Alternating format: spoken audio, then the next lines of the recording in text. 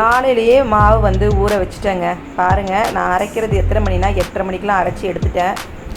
ஏன்னா கரண்ட் எப்போ போகுன்னு தெரியாது, அதனால் நான் வந்து மாவு அரைச்சிட்டேங்க. பாருங்கள், இந்த மாதிரி நீங்களும் காலையில் ட்ரை பண்ணி பாருங்கள். நிறைய தடவை உங்கள்கிட்ட ஷேர் பண்ணியிருக்கேன். அடுத்து என்ன பண்ணிகிட்ருக்கேன்னா, உளுந்த வடை தாங்க. உளுந்து வாங்கிட்டு வந்தது வந்து எனக்கு காணவே மாட்டுது. அதில் இட்லி ஊற்றுனா இட்லிலாம் நல்லா வர மாட்டுது, கல்லாக இருக்குது. அதனால் நீங்கள் இந்த மாதிரி உங்களுக்கும் வந்து உளுந்து வந்து நல்லா இல்லை அப்படின்னா அதை வடையை ஆக்கிடுங்க. நீங்கள் வந்து இட்லி மாவில் அரைக்காமல் வடை போட்டுருங்க. நான் அப்படி தான் இட்லிக்கு ஊற வைக்கும் போதே வடைக்கும் காலையிலேயே ஊற வச்சுட்டேன், எடுத்து ஃப்ரிட்ஜில் எடுத்து வச்சுட்டேன். அதனால் வடைக்கு தாங்க அரைச்சிட்ருக்கேன். காலையில் டிஃபன் என்னென்னா, எங்கள் 3 பேருக்கும் வடை. ஏன்னா நிறைய மாவு இருந்துச்சு, நிறைய உளுந்து இருந்துச்சு. ஒரு 1/2 கிலோவுக்கு மேலே உளுந்து இருந்தனால நான் அதை வந்து வடையாக, காலையில் டிஃபனே வடையாக சாப்பிட்டுக்கலாம் அப்படின்ட்டாங்க. அவங்களுக்குலாம் இட்லி தோசை வேணான்னு சொல்லிட்டாங்க. டேரன் அப்பா மட்டும் தோசை சாப்பிட்டுட்டு சட்னி இருந்தது, அவர் வந்து அதை வச்சு சாப்பிட்டு போயிட்டார், கிளம்பிட்டார். நாங்கள் 3 பேரும் காலையில் டிஃபன் வந்து வடை தாங்க. ஏன்னா வடைனா ரொம்ப இஷ்டமாக சாப்பிடுவாங்க ரேஷ்மாவும் டேரனும். நான் வந்து அப்படி ஒன்றும் ரொம்ப விருப்பமாக சாப்பிட மாட்டேன். எனக்கு ஒரு 4 வடை சாப்பிட்டா போதும், ஒரு டம்ளர் டீ குடித்தாலே வயிறு ஃபுல்லாகிடும். இவங்களாம் அப்படி கிடையாது, ஒரு 8 வடை கிட்ட சாப்பிடுவாங்க. கடையில் வாங்கி கொடுக்கும்போது நிறையா சாப்பிட முடியாது, ஆனால் நம்ம வீட்டில் செஞ்சால் நிறையா சாப்பிட்லாம். நான் வந்து சாப்பரில் வந்து வெங்காயம், பச்சை மிளகாவை நான் மாவுலேயே அரைச்சி எடுத்துட்டேங்க. அதனால் பச்சை மிளகாவை வந்து நான் அரைச்சி எடுத்துக்கிட்டேன். அதில் சேர்த்துட்டா இவங்களாம் எடுத்து போடுவாங்கன்ட்டு ஃபஸ்ட்டு பச்சை மிளகாவை கிரைண்டரில் அரைச்சிட்டு நீங்கள் அடுத்து உளுந்த போடுங்க. அப்போ உங்கள் பச்சை மிளகா அரைப்பட்டுரும். நான் வந்து வெங்காயம், கருவேப்பிலை, கொத்தமல்லி, மிளகு தட்டிட்டு நான் சேர்த்துக்கிறேன். கொஞ்சம் பெருங்காயத்தூளும் சேர்த்துக்கிறேங்க. என்னைக்காவது இந்த மாதிரி உங்களுக்கும் உளுந்துக்கு வாங்கும்போது அது வந்து காணாத உளுந்தாக இருந்துச்சுன்னா, மாவு காணலை, ரொம்ப வந்து நம்ம மாவு சேர்த்தாலும் அது எனக்கு அளவு கரெக்டாக எனக்கு வர மாட்டுது கூட சேர்த்தாலும். அதனால் நான் வந்து இப்படி வடையாக வந்து காலையில் டிஃபன் ரெடி பண்ணியாச்சு. அதனால் வடை தாங்க. நம்ம ஆயில் சேர்த்துட்டு வடை சுட்டுக்கலாம். நான் வந்து அரிசியும் சேர்த்து ஊற வச்சுட்டேன் வடைக்கு. நம்ம கடையில் வாங்குகிற வடையை விட ரொம்ப சூப்பராக இருக்குங்க. இப்போ தேவையான அளவு உப்பு சேர்த்துட்டு நல்லா மிக்ஸ் பண்ணிக்கலாங்க. நல்லா இந்த மாதிரி அடிச்சுட்டு நீங்கள் சேர்த்துக்குங்க. இப்போ பாருங்கள், நம்ம சூப்பரான வடை வந்து நான் கையிலேயே இப்படி தட்டிட்டு போடுவேன். கையை மட்டும் ஈரம் பண்ணிவிட்டு நம்ம வடை போட்டுக்கலாங்க. நல்லா பெரிய பெரிய வடை தான் நான் வந்து போடுறேங்க, சின்ன சின்ன வடைலாம் போடலை. ஏன்னா அவங்க வந்து டிஃபனாகவே சாப்பிட போகிறாங்க. அதனால் நான் வந்து பெரிய பெரிய வடை தான் வந்து போட்டுக்கிறேன். நான் ஏற்கனவே வடை வந்து ரெசிபி வந்து உங்கள்கிட்ட போட்டிருக்கேன், ஷேர் பண்ணியிருக்கேன், போட்டு முடிச்சாச்சுங்க. அதனால தான் அவ்வளோவா நான் உங்கள்கிட்ட வந்து வீடியோ காட்டலை.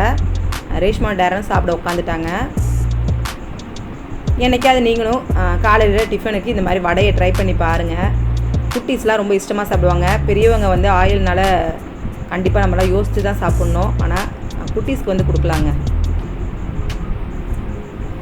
இப்போ பாருங்கள், நல்லா சூப்பரான வடை பாருங்கள், நல்லா பெரிய பெரிய வடை, ரொம்ப நல்லா வந்திருந்ததுங்க வடை.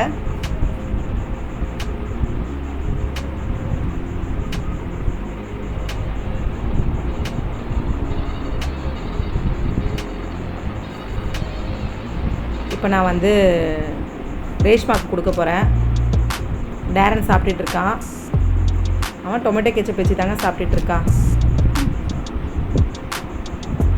காலையில் படிச்சுக்கிட்டே அவங்க வந்து வடை சாப்பிட்டுட்ருக்காங்க. ரேஷ்மா படிச்சிட்ருக்கா, டேரன் வந்து கார்ட்டூன் பார்த்துட்ருக்காங்க. சூப்பர் சொல்லிட்டான். இப்படி தாங்க காலை டிஃபன் வந்து வடையே வந்து சாப்பிட்டாச்சு. பார்த்தீங்கன்னா இங்கே என்ன நடக்குதுன்னா, பாவக்காய் வைக்கிறாங்க. எனக்கு பிடிக்காத பாவக்காவை இன்றைக்கி இவங்க செய்ய போகிறாங்க. அதுக்கு யார் அரிஞ்சு தரானா, நம்ம டேரன். பாவக்காய் ரொம்ப சூப்பராக இருக்கும். அது குட்டி குட்டி பாவக்காங்க, ரொம்ப சூப்பராக இருக்கும். இது வேணாமா, கண்டிப்பாக நான் நல்லாவே இருக்காது. ரேஷ்மாக்கு நான் என்ன அளவுக்கு நான் பாவக்காய் தொட்டு வைக்கிறேனோ அதை அப்படியே சாப்பிட்டு வச்சு ரேஷ்மா வாயில் அமைக்கல. இப்போ பாருங்க, டேரனுக்கு வந்து இந்த முனையெல்லாம் எனக்கு கட் பண்ணி தரேன். அவங்க காசையும் கட் பண்ணுவாங்க. ஓகே, இந்த நீ கட் பண்ணிக்கணும்னு சொல்லி கொடுத்துட்டேன். நான் வந்து கட் பண்ணி தரேன் பாருங்க. எனக்கு முனையெல்லாம் கட் பண்ணி தந்துடலாம். கட் பண்ணிட்டேன். சந்தைக்கு போயிட்டு வாங்கிட்டு வந்தாரு டேரனப்பா. சரி, காய் இது நல்லா இருக்குதா பார்த்துட்டு வரலாம் அப்படின்னு போனாரு. காயெல்லாம் கொஞ்சம் சரியில்லை தான், ஆனால் இதில் வந்து தோட்டத்துலேருந்து கிராமத்துலேருந்து கொண்டு வருவாங்க.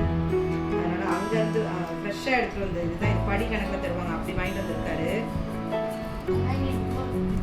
இல்லை இது வதக்கினா கொஞ்சமாயிடும், பார்க்கறதுக்கு தான் நிறையா இருக்கும், ஆனால் நான் வதக்கினா கொஞ்சமாயிடும். ரேஷ்மா நேரமும் பாவக்காவா நினைக்கிறேன், பாவக்காய் தான் அப்படின்னு சொல்லிட்டேன்.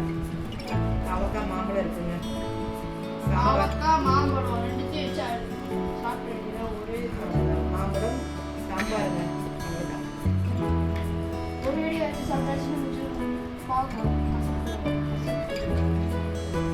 பாரு சாப்பிடும் போது உன்னை வீடியோ எடுக்கிற மாதிரி அப்போ தெரியும். சரி பார்ப்போம் பார்ப்போங்க எப்படி இருக்குன்னு இந்த பாவக்காய் செஞ்ச பிறகு. சும்மா லைட்டாக நினைக்கிறேன் இந்த குட்டி பாவக்காய் ரொம்ப டேஸ்ட்டாக இருக்கும், கசப்பு கம்மியாக தான் இருக்கும், ஆனால் டேஸ்ட்டாக இருக்கும். குட்டியாக இருக்கலாம் ஆனால் எவ்வளோ குட்டியாக இருக்கும். நான் கோவக்காய் கூட சாப்பிடுவேன், பாவக்காய் சாப்பிடவே மாட்டேன். கோவக்காய் 65 சூப்பராக இருக்கும். பாவக்காய் அம்மா 65 கொடுத்துருவாங்க.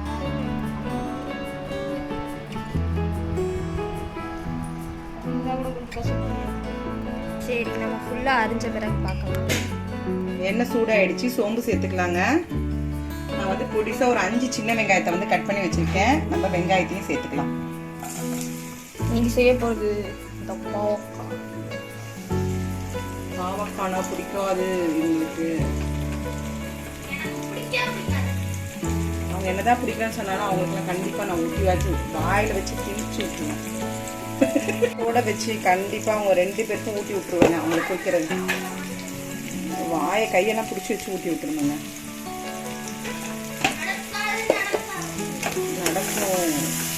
வெங்காயத்தை நல்லா வந்து வதக்கிக்கலாம். நடக்க வைக்கிறது தான் இந்த அம்மாவோட வேலை. பாவக்காய் போச்சு, கரண்ட் போச்சு. ஓ இன்வெர்டர் போட்டு ஓடு. ரொம்ப ஈஸியாக சிம்பிளாக செய்யக்கூடியது தாங்க பாவக்காய், ரொம்ப வேலையே இல்லை. அவ்வளோதான், வெங்காயம் நறுக்கியாச்சு, அவ்வளோதான், முடிஞ்சு போச்சுங்க. நல்லா சுருள முறுமுறுன்னு வரும். அதே மாதிரி நான் அம்மாவுக்கு எல்லாத்தையும் ஆஞ்சு தந்துட்டேன், ஆனால் ஈஸியாகிடுச்சுங்க. டேரன் இந்த முனையெல்லாம் கட் பண்ணி கொடுத்தான். அப்புறமேட்டு வெங்காயம் தோல் வச்சேன். இப்போ நம்ம வந்து பொடிசாக கட் பண்ணி வச்சிருக்க பாவக்காய் சேர்த்துக்கலாம். இங்கே பாருங்க எவ்வளோ சின்ன சின்ன பாவக்காய் பாருங்க, எல்லாம் இத்தினூண்டா இருக்குங்க. இந்த பாவக்கோட ஸ்மெல்லு ரொம்ப நல்லா இருக்கு. பாவக்காய் கொஞ்சம் எண்ணெய் கொஞ்சம் ஜாஸ்தி சேர்த்தா தான் டேஸ்ட் நல்லாயிருக்கும், அதனால் நம்ம கொஞ்சம் எண்ணெய் சேர்த்துக்கலாம். பத்தலன்ட்டு நல்லா எண்ணெயிலே நம்ம வதக்கிக்கலாங்க.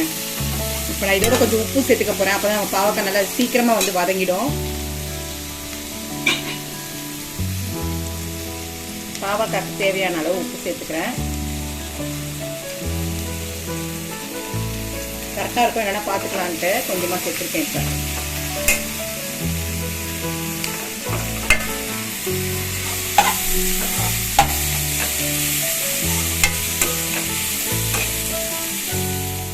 இப்போ இதுல காரம் மஞ்சள் தூள் சேர்த்துக்கலாம்.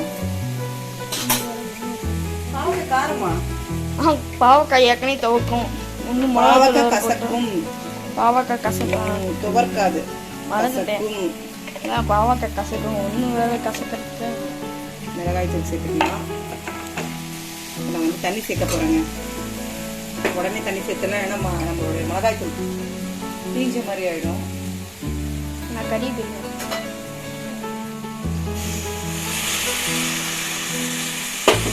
பாவக்காய்க்கு தேவையான அளவு வேகிறதுக்கு தண்ணி சேர்த்தாச்சு.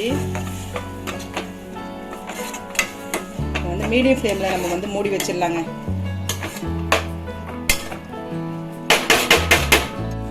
இப்போ நம்ம மூடி வச்சிடலாங்க. மீடியம் ஃப்ளேமில் வச்சுக்கிறேன், நான் கம்மி பண்ணிட்டேன் ஸ்டவ்வை.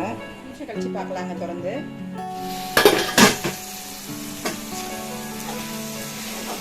இப்போ நம்ம கொஞ்சோண்டு கரம் மசாலா சேர்த்துக்கலாம். ஒரு 1/2 ஸ்பூன் கிட்ட நான் வந்து கரம் மசாலா சேர்த்துருக்கேன்.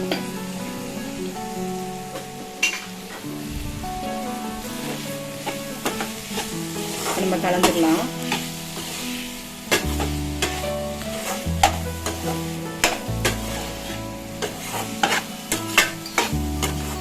பாவக்காய் பாருங்க நல்லா வந்து சுருளை வருது. இன்னும் நான் வந்து சுருளை எடுக்க போறேன்.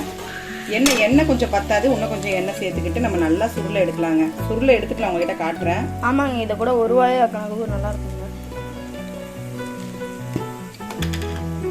இன்னும் கொஞ்சம் நல்லெண்ணெய் சேர்த்துக்கிறேன். நல்லெண்ணெய்